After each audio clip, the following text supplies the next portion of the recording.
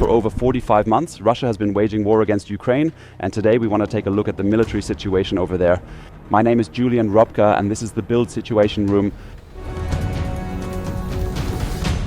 We're starting with images from the former town of Siversk in eastern Ukraine's Donetsk region, once home to 10,000.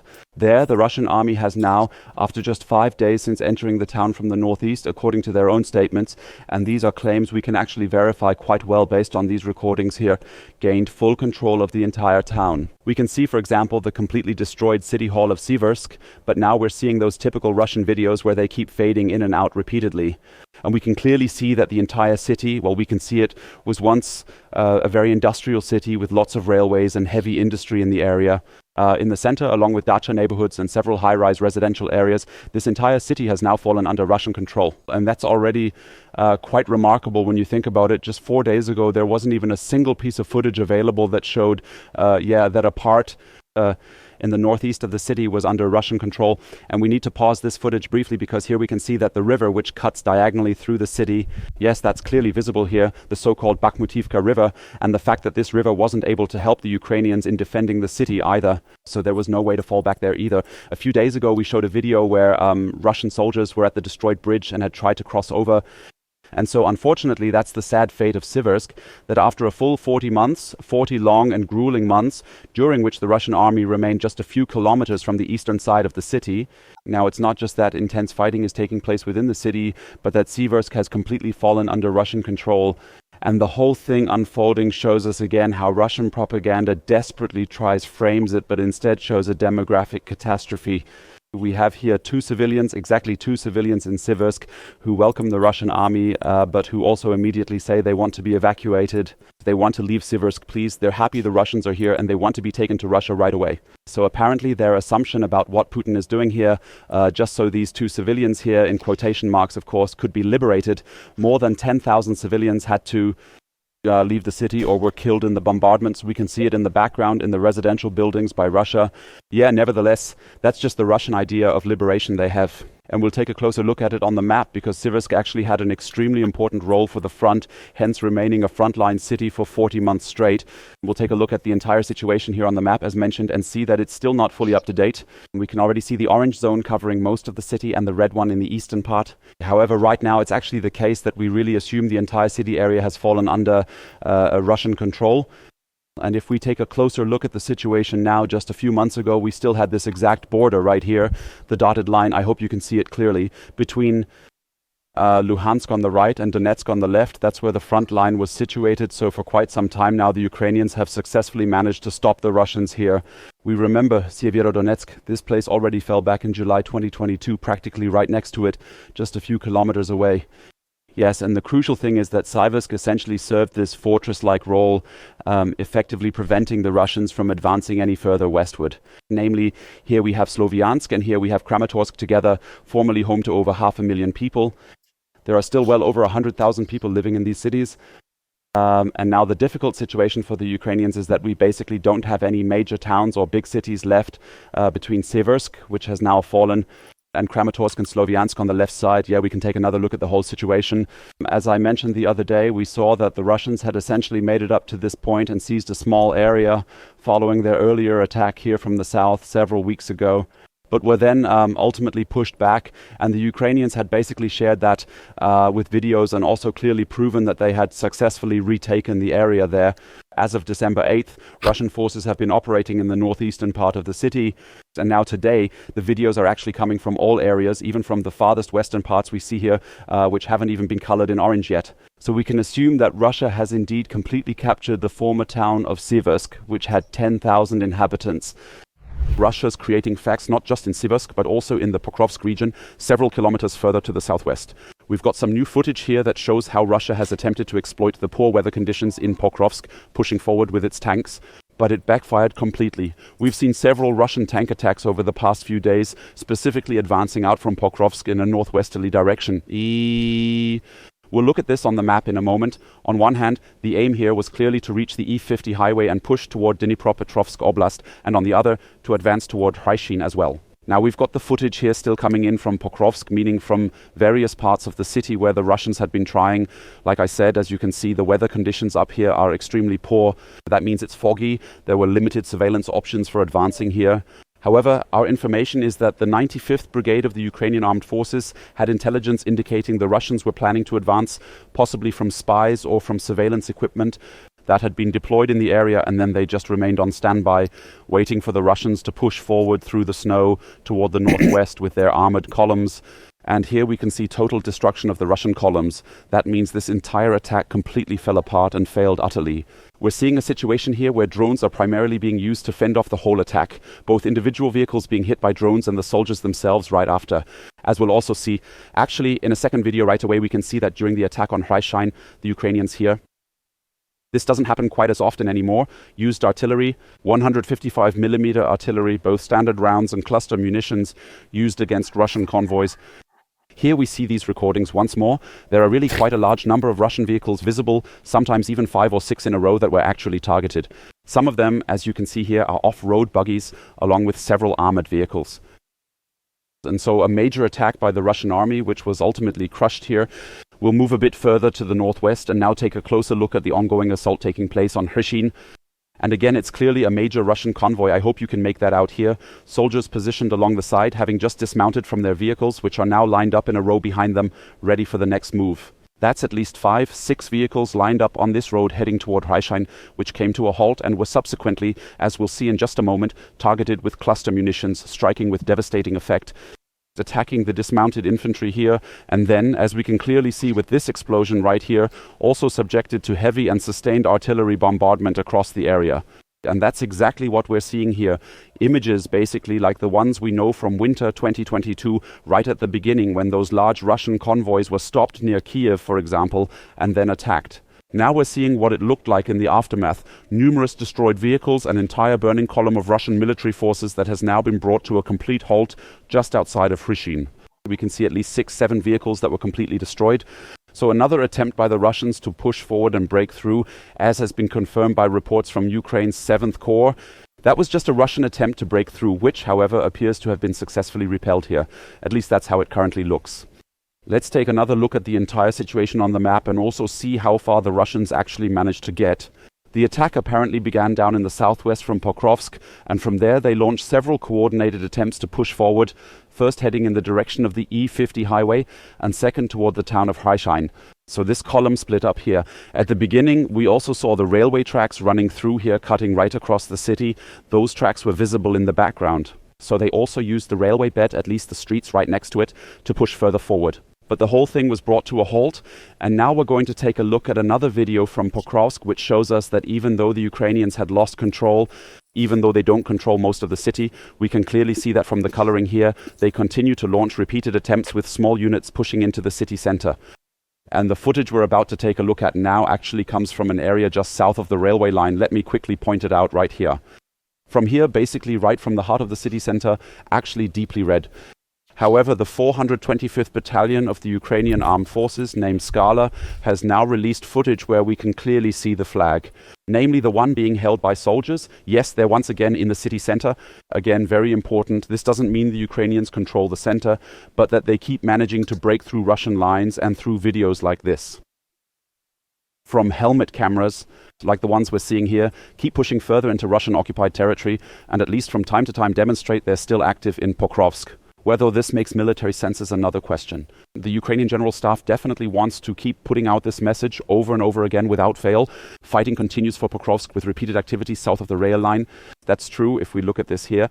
However, the whole thing is, as mentioned, rather questionable from a military standpoint, because we also have further footage here, again from the same video and from the same unit, which again shows us the northwestern entrance to the city of Pokrovsk.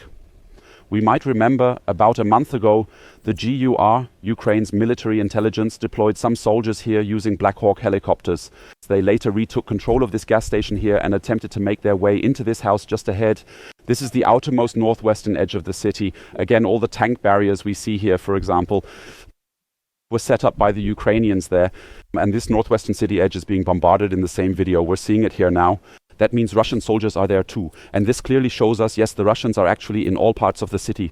However, there are still repeated smaller clashes happening every now and then with individual soldiers, for example, from the 425th, gradually making their way in here. It's maybe 2, 3, 4 soldiers moving in to take out isolated Russians, then dramatically spinning it as a relentless, grinding, ongoing battle for control of the city. We've pixelated the whole thing here, and these are actually some really interesting footage taken by Ukrainians, by soldiers who clearly don't agree with the Russian Federation and keep encountering the dead. So Ukraine wants to spread this image that it's still actively engaged in and around Pokrovsk, and that it has reportedly killed another 1,000 Russian soldiers in the past few days and weeks. At least that's the figure being widely circulated here, reinforcing their narrative of continued resistance. And let's go back to the regional map, this time focusing on Myrnohrad, the former 41,000 resident city right next to it, which is still surrounded. And here it's indeed the case that Ukrainian soldiers trapped there keep reaching out to the media, not just us, we reported on this last week, but also to Ukrainian media saying the situation is dire. They don't even know how to get in and out anymore. Supply and logistics are now being handled entirely by drones, both ground-based and aerial ones. And we can see here as well, even Deep State Map, our map provider, has marked the entire area northwest of Myrnohrad as contested. That's likely still optimistic. We've been told by soldiers in Myrnohrad about Rivne, this small village, and how there are actually 2 tiny villages located directly in between. Svitla is still under Ukrainian control, but Rivne, according to soldiers on site, isn't just orange but red. And right now we're going to take a look at some footage from Myrnohrad itself, specifically from the city center here. We can see the Russian siege intensifying on the ground, and at the same time the Russians are gaining a clear advantage by closely observing the situation from a wide range of different angles. From all directions, giving the Russians a clear advantage in closely tracking Ukrainian troop movements from point A to point B. Here, for example, we can now see more than 10 soldiers moving from a house in the city center. We see how the city center currently looks into another building. The Russian surveillance drones are closely monitoring everything and then call in an airstrike on this new house.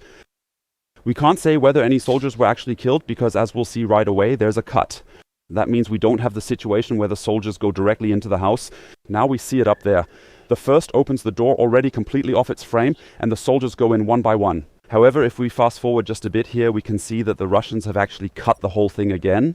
That means this attack, which we'll see in just a moment here and appears significantly darker in that area, might have happened later, but it's only the situation itself. Here we can clearly see it in infrared imaging on the left, as well as standard vision on the right, showing the precise route the Ukrainians took. They emerged right there at the front, just as we've observed here. They went in the back into the house, and now we see the attack with a Russian FAB-500 bomb. That means the Russians have full and complete control over the city's surveillance and reconnaissance operations without a doubt.